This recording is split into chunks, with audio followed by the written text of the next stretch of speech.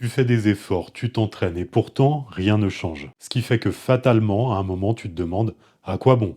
La première question à se poser est est-ce que tu fais vraiment des efforts ou est-ce que tu en as juste l'impression? La nuance est très importante. Et trop souvent, on a surtout l'impression de faire des efforts, mais on n'en fait pas vraiment. C'est quelque chose que je connais par cœur. Je l'ai fait pendant plus d'une décennie dans la musculation et là, je viens de revivre la même chose à travers la création de contenu. Ce que je veux dire par là, c'est que sur les réseaux, je pensais faire des efforts par rapport au contenu que je crée, mais j'ai réalisé que mes tournages, je n'en faisais qu'un une fois par semaine, voire une fois toutes les 2 semaines, vraiment quand j'arrivais pas à m'y mettre. Comment je veux décemment progresser en m'entraînant à m'exprimer devant une caméra une fois par semaine?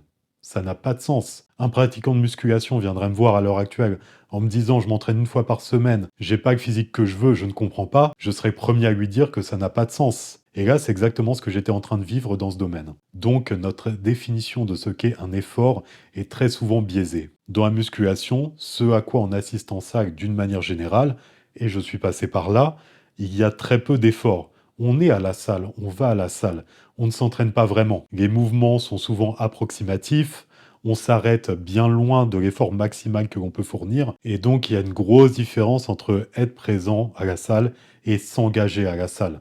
Se concentrer, aller chercher de l'inconfort. Et de même, il y a un monde entre faire des exercices et progresser sur ces exercices. Nous sommes très nombreux à pousser sans conscience une charge d'un point A à un point B, peu importe comment, peu importe la contraction, peu importe la mécanique du mouvement, le muscle qu'on veut cibler, les muscles annexes qui prennent le dessus, tout ça, on n'en a rien à faire. Juste, on veut mettre plus lourd parce que le voisin a mis plus lourd, et c'est tout. Mais tout ça, ce n'est pas faire des efforts. Faire quelque chose, ça ne veut pas dire forcément le faire correctement. Pourquoi tes efforts ne donnent pas de résultats? Eh bien, à la lumière de ce que je viens d'expliquer, il y a plein de paramètres qui vont s'accumuler. L'effort est mal orienté, il n'y a pas de stratégie de progression, comme par exemple avec la surcharge progressive, essayer de faire un peu mieux au fur et à mesure du temps. Il n'y a pas suffisamment d'intensité, on ne va pas chercher l'inconfort, d'autant plus que notre référentiel d'inconfort est propre à chacun. Pour certains, dès que c'est un peu dur, ils arrêtent, alors qu'ils peuvent aller bien plus loin. Ça, je le constate quotidiennement dans mes coachings, et moi le premier aussi à travers mes séances. Souvent, notre cerveau nous dit c'est trop, ou notre corps, alors qu'on peut aller plus loin. Et aussi, je parlais de progression au niveau des charges, des répétitions, mais il y a également au niveau de la qualité du mouvement. Ça, c'est quelque chose qui est très négligé. On répète les choses sans mettre en place de stratégie de progression. Et la progression, ce n'est pas que la charge. Ça peut être les répétitions, ça peut être la technique, ça peut être le tempo, le linéariser sur les répétitions, qu'elles soient toutes à la même vitesse. Si on fait les premières lentement et les dernières, on les accélère, le référentiel de progression n'est pas forcément juste. Ça peut être un peu du pinaillage, mais ce que je veux dire par là, c'est qu'il y a plein de manières de progresser, il n'y a pas que la charge. Mais ce sont tous ces paramètres qui vont faire qu'on aura des résultats et les maintenir dans le temps, conjointement à une diète cohérente avec les résultats qu'on souhaite atteindre. Ça, c'est très important aussi. Et pour cette diète, faut être engagé. C'est pas tenir sa diète 3 jours, lâcher un jour, non. C'est constant, c'est à l'année. Oui, bien sûr, il peut y avoir des écarts, mais encore une fois, tout dépend d'où vous partez. Le gros problème, c'est toujours le manque de nuances dont on fait preuve de nos jours, ce qui n'est pas aidé par les réseaux sociaux, malheureusement, où l'on simplifie les choses à outrance pour capter notre attention, mais malheureusement, dans la vraie vie, pour avoir des résultats, il est important de faire preuve de nuances et d'adaptation en fonction de chaque personne également. Si vous êtes au tout début d'un processus de perte de poids, que vous avez beaucoup de poids à perdre, bien entendu que les écarts n'auront pas le même impact que quelqu'un de confirmé qui s'entraîne depuis 20 ans, qui a drastiquement descendu son body fat et qui se fait plaisir de temps en temps. C'est incomparable. Et gros problème, c'est que souvent on va prendre comme référentiel ce genre de profil, sauf que ils font de leur cas une vérité générale et il n'y a rien de pire pour la progression des individus. Donc qu'est-ce qu'un effort qui transforme vraiment? Un effort avec de l'intention au départ. On veut performer, on veut progresser, on veut avancer. Une concentration de chaque instant sur tout ce que l'on fait, tout ce que l'on met en place, sur nos séries, notre manière de faire les exercices, de les enchaîner, la construction de notre séance, de notre alimentation, de la tenue de cette alimentation sur le long terme. Cela demande de la concentration au quotidien aussi, pour son organisation, pour la gestion des repas, c'est une question d'engagement. Et en maintenant tous ces efforts, C'est ça qui permet une progression réelle. Au final, un effort utile, c'est celui qui te rapproche d'un résultat, tout simplement.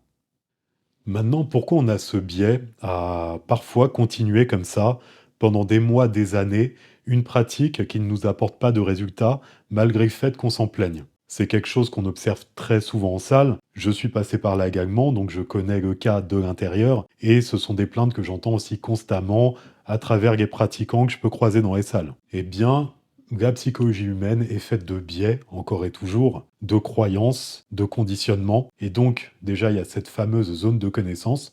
On fait ce que l'on sait faire et on se dit qu'en persévérant, ça paiera. Mais le problème, c'est que oui, la logique est bonne, mais quand la stratégie initiale est bonne et quand à la base de ça, il n'y a pas d'effort, on aura beau reproduire une méthodologie où on n'est pas impliqué et engagé dans ce que l'on fait, on aura beau la maintenir pendant des années, il n'y aura pas plus de résultats, parce qu'elle n'est pas cohérente avec l'objectif qu'on veut atteindre. Et ça rejoint le fait aussi que ça nous donne une illusion de travail.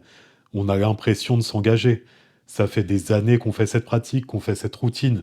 Ça va payer, on va persévérer. Et là, il est important de voir la nuance entre la persévérance et l'obstination. Et donc, la persévérance, c'est oui, continuer en mettant une stratégie adéquate en place, mais l'obstination, c'est continuer à faire une stratégie qui ne donne pas de résultat, qui ne nous emmène nulle part, mais de continuer en espérant qu'un jour, en faisant pourtant toujours la même chose, on aura des résultats différents. C'est ça qui est important de dissocier. Mais dans tous les cas, en maintenant cette activité, même si elle n'est pas bonne, on a cette illusion de travail.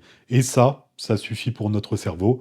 On pense être dans le vrai et on continue comme ça, ce qui peut nous emmener à des années de stagnation. Souvent, on entend ce discours dans ce sport: je l'ai tenu, fut un temps, mais on dit que on fournit des efforts et on n'a pas de résultat. Mais si on regarde factuellement ce qu'on appelle des efforts, ce n'en est pas vraiment. On fait des choses, mais on ne les fait pas bien, on n'est pas engagé dans ce que l'on fait, on ne force pas, on n'est pas dans un véritable effort, tout du moins pas un effort suffisant pour atteindre le résultat que l'on vise. C'est là que vient la plus grosse dissonance à laquelle on assiste dans ce milieu, c'est ce fossé qu'il y a entre les objectifs que l'on a et ce qu'on est prêt à payer comme prix pour les atteindre. Et ce qu'il faut bien comprendre, c'est que tout objectif hors norme demande un engagement hors norme. On adore se focaliser juste sur les anecdotes, c'est-à-dire l'exemple de la personne qui s'est pas trop foulée pour avoir tel résultat.